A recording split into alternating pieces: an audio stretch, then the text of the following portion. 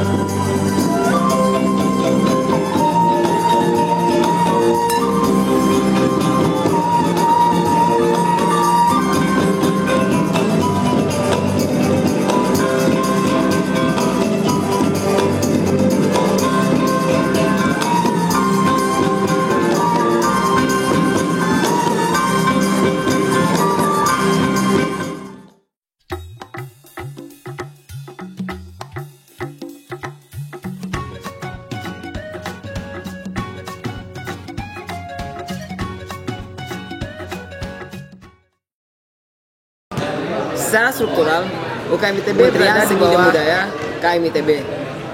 Oleh karena itu, semua hal yang berkaitan dengan organisasi Institut Teknologi Bandung akan tetap koordinasi dengan KM ITB.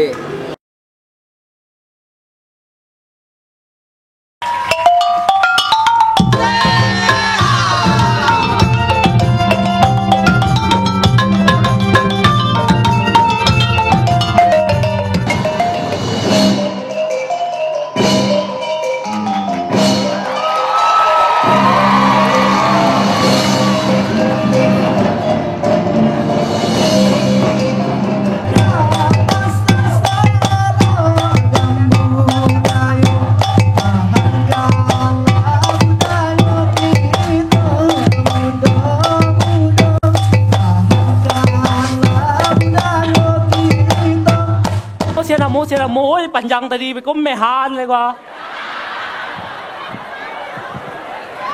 Meha ya jang. Weh lupa dan pertanyaannya aku lu deh. Weh, mari lang lu. Kontai panjang siapa sih kau gua? Ada saya nampak dia. Selama 39 tahun UKM berdiri, kami telah melakukan banyak kegiatan, mulai dari kaderisasi, pelestarian seni, pengembangan seni, sampai dengan perkenalan seni dan budaya Minangkabau ke masyarakat, baik itu di Sumatera Barat, di Kota Bandung, di Indonesia, bahkan di luar negeri. Salah satunya UKM ITB telah pernah menampilkan kesenian Minangkabau di acara-acara atau event-event internasional seperti di Jerman, Jepang.